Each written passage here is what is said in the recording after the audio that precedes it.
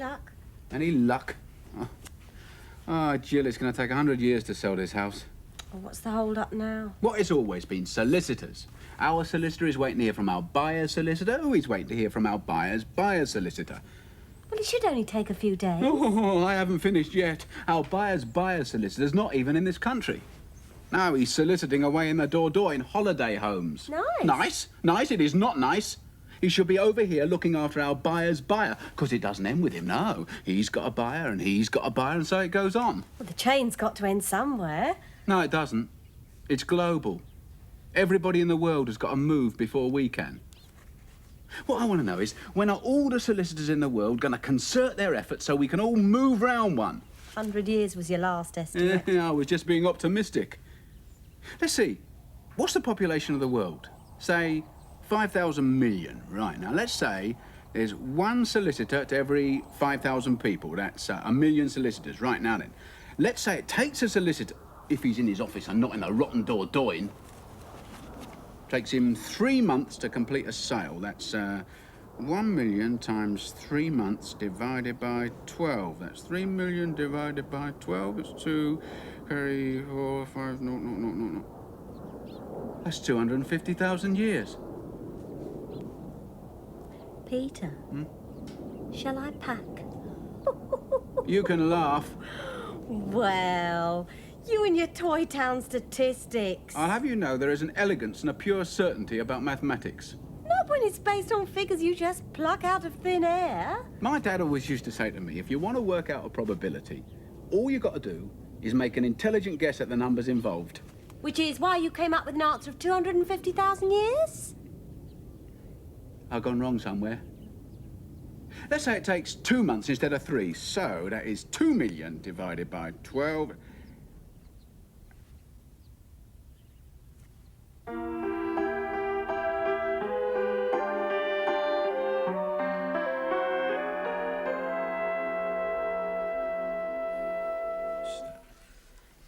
So, what have we got? 17,000. What's the square root of 17,000, Gordon?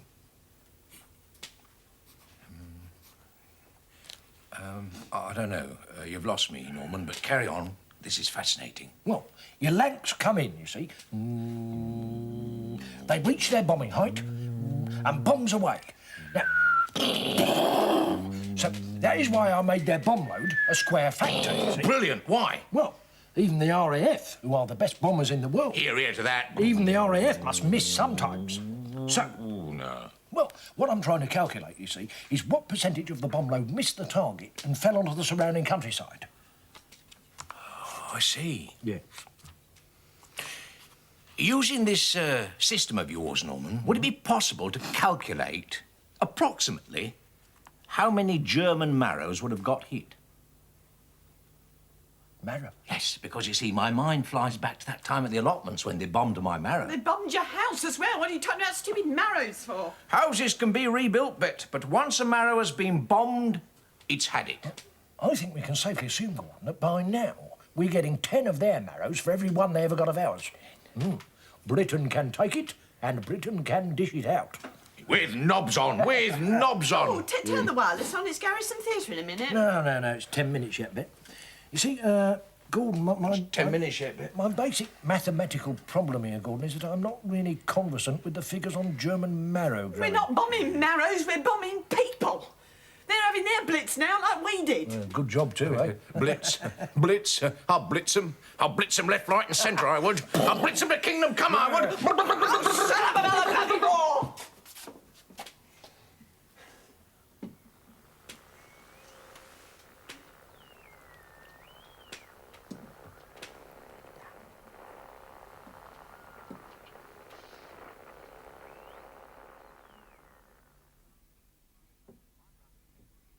My brother Ted was in North Africa now, according to Dad, kicking sand in Rommel's face. But Mum must have worried about him 24 hours a day. Sonia's Yank Nelson was conducting an offensive of his own, not in the Western Desert, in our front room.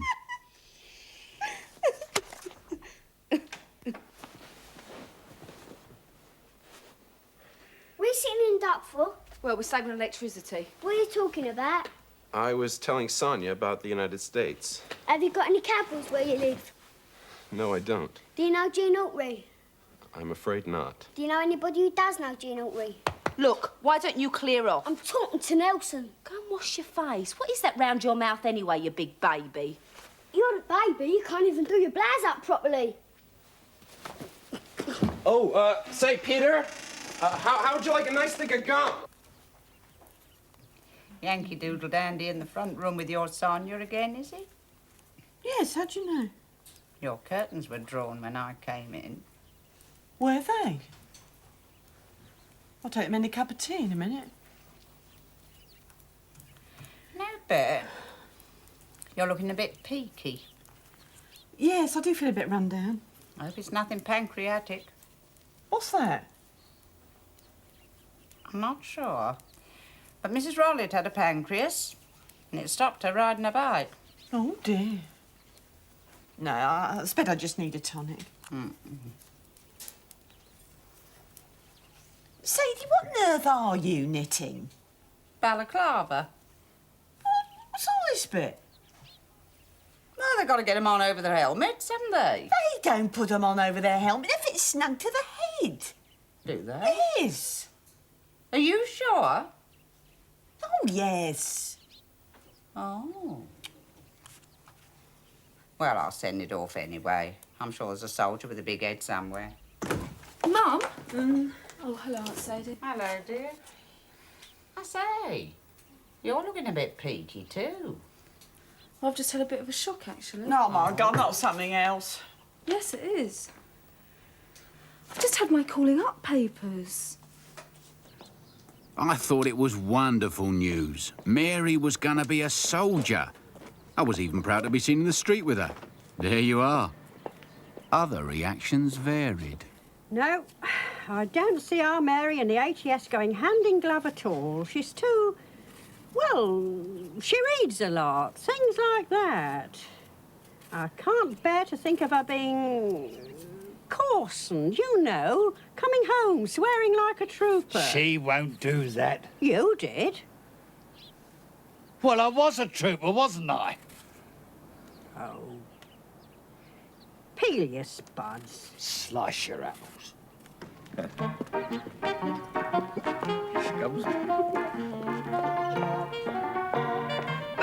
Left, right, swing those arms, chin in, chest out. Now, look here, Uncle Gordon, it's bad enough having to walk past your shop without being held up to ridicule. There's no ridicule intended, just having a laugh. Well, come on, straighten up. Thumbs to the seams of your corset. Come on, you in. But Sadie, In, I said. But I... Left, right, left, right, left, right, left, right, left, right. I'm sorry, dear. He's having one of his days. Have you been for your army medical yet? No, it's next week. I'm dreading it. Never dread a medical, dear. There's nothing like finding out that everything functions properly. And I'm a firm believer that it does a woman good to have her chest looked at regularly. Here, you know why the ATS march so smart, don't you, Mary? They blank-o their knickers. That's what you'll have to do. Blank-o your knickers! Blanco, your knickers!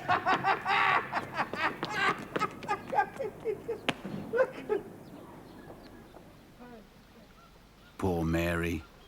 Most girls could have looked to their boyfriends for comfort and understanding. But of course, her boyfriend was the hideous Randall. I'm sorry, Randall, but I didn't ask to be called up. Would you mind not splashing my pipe, please?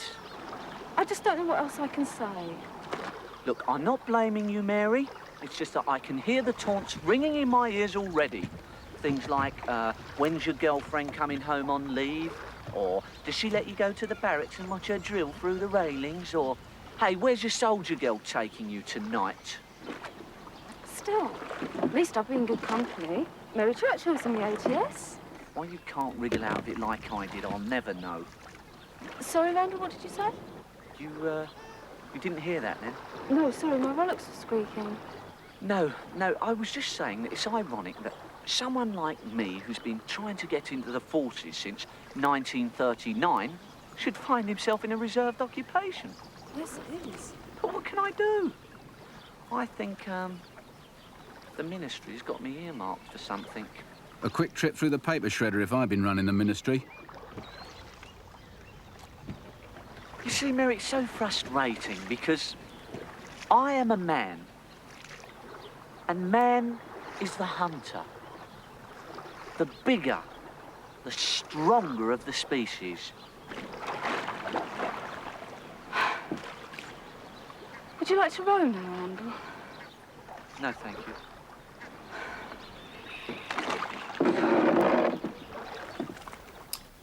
So where do you think you'll be doing your training then? Sonia, careless talk.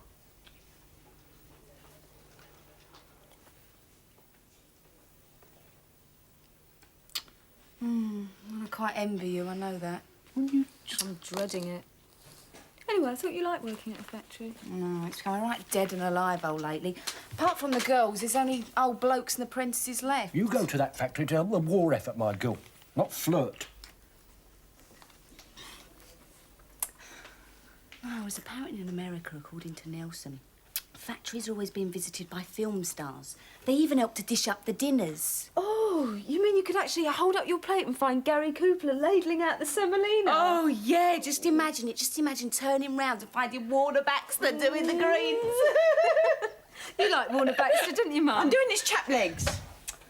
Oh, where's the excitement? I mean, once we had somebody come to the factory, he was put out to be this theatrical celebrity and nobody knew who he was. I mean, where's the excitement? Half a mind to join the Reds. You'll join the Reds of my dead body. Why? They've already got 2 of my kids and not having any more. They'll be wanting him next. Cool, yeah, I could do Ted on his gun. And don't you start! He's only a boy. And a fine example you are playing wars all the time. And still we didn't realise.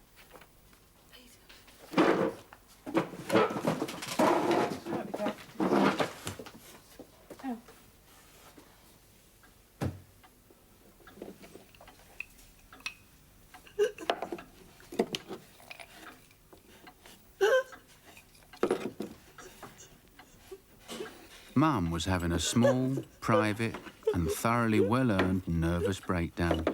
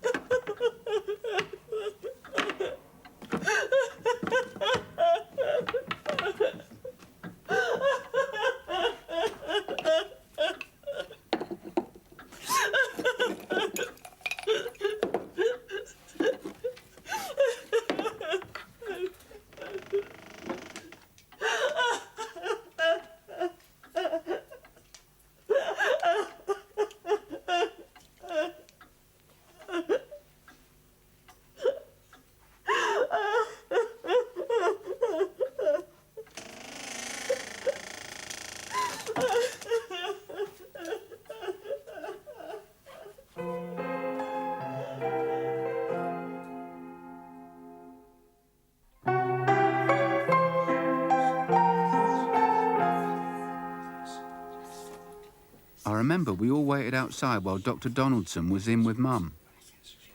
I'd never heard our house so quiet. Everybody spoke in whispers as though they were in church. I remember that I couldn't make out any of the conversations except for the sound of the letter S.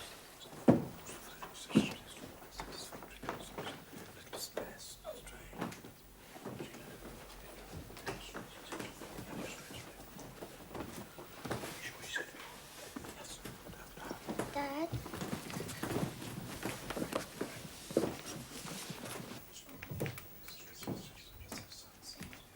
And for some reason, the milkman was there.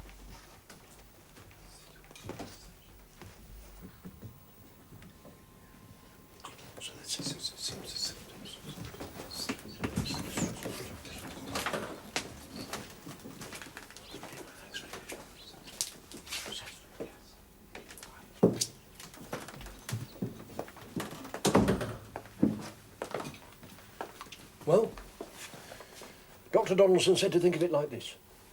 The war is a disease, and Mum has caught it. Here, make her an egg custard from me. Life went on without Mum. It had to. but somehow it had lost its silky Rolls-Royce feel. Like the way they got me off to school. Now, come on, my little king. Eat your porridge. It'll make your hair curl.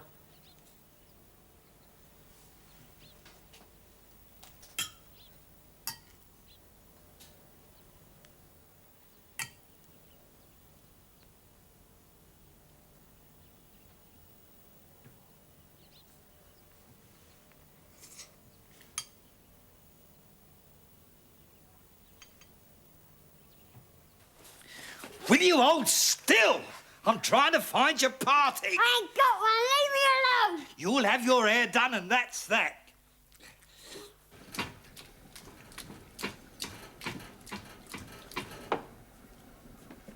Last call for washing. Any more for any more? What's this?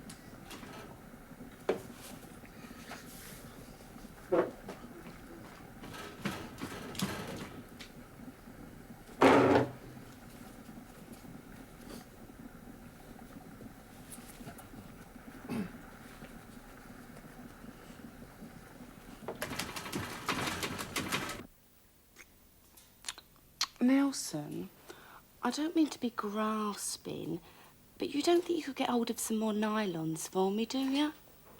Well, I'll try, honey. But I did get you 2 pairs last week. Yeah, I know, but Dad's been doing the washing.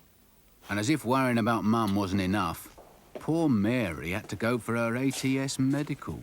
No, I'm not taking my blouse off unless my Aunt Sadie's in the room. Oh, for God's sake, girl, I'm a doctor. Yes, but you're not my family doctor. Very well. Call your Aunt Sadie. Aunt Sadie? Doctor, I'm her Aunt Sadie. You can take your blouse off now, dear. Thank you. Not at all. Just pop Just right- pop behind the screen, dear. Off you go. Come along.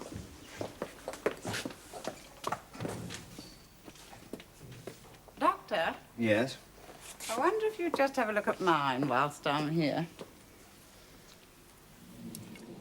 Only one person sought to make coinage out of Mum's illness. I don't have to tell you who it was. The hideous Randall.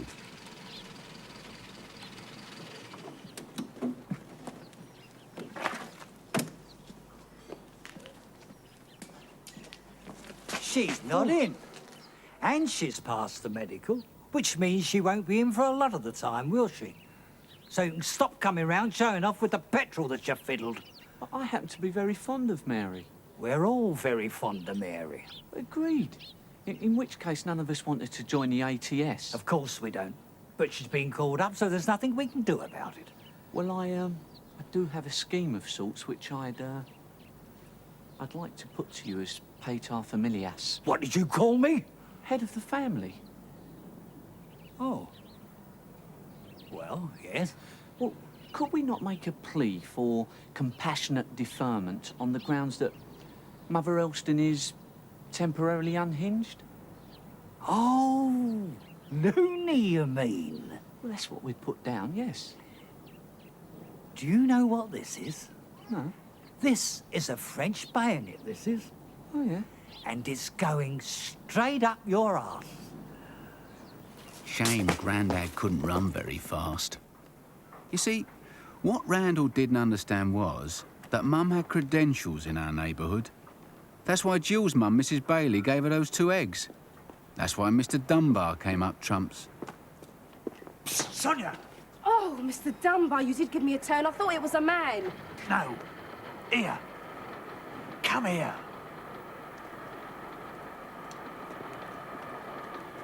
Give this to your mother. A nice piece of white fish. And wish her all the best from me. Oh, that is kind of you, Mr. Dunbar. I might marry you one day. My God! What you got there? Nothing. Oh, yes, you have. You've got fish. He's given her fish. He's got fish in there. Here, open up. You've got fish in there. I know you have. Open up. Perhaps it was Aunt Sadie and Uncle Gordon who made the biggest sacrifice of all.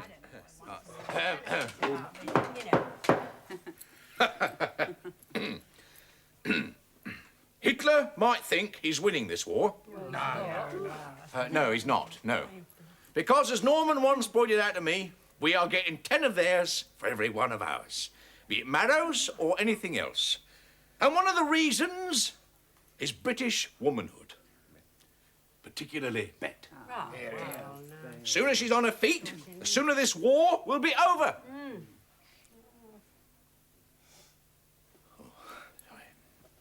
To that end, Sadie and I, well, Sadie mostly because she does the cooking, have concocted a little something to speed her recovery.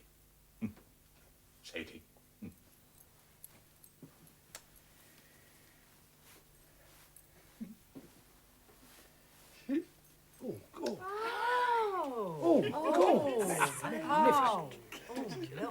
Whether it was the spotted dick, realising how much she was cared for, or worrying about having us lot loose in her kitchen, I don't know. But Mum got better. Just look at the fruit in that. There's a proper date. There, I think. So there is. They must have gone right to the back of their cupboard for this lot. Gordon made a wonderful speech. Well, none of you can make custard properly? I think I'd better do it.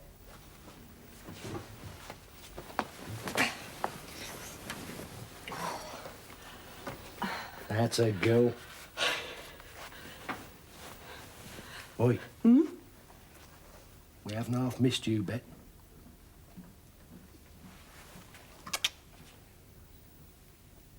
Take care. We'd hardly got used to having Mum back when Mary went off to the ATS. She didn't want anybody to go with her to the station, so we said a mass goodbye on the doorstep. All right.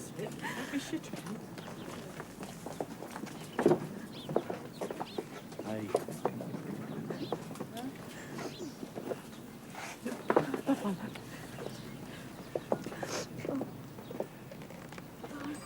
Bye. Bye-bye.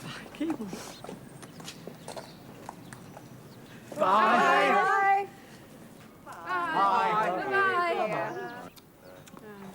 Fortunately, she'd given herself plenty of time to get to the station because our family has always been great wavers.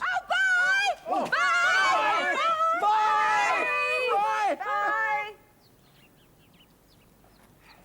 didn't she turn the corner beautifully? There you are. Right, let's all have another cup of tea then, shall we? Should be all right. Yes. Come on. Should be all right. No. Shall I put the kettle on, Mum, or shall you?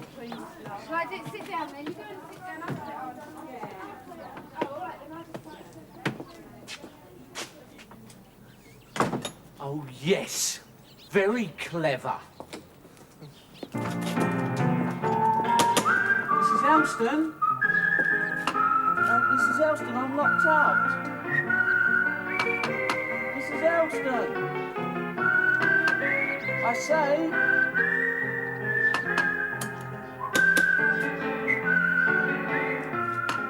Mrs. Elston!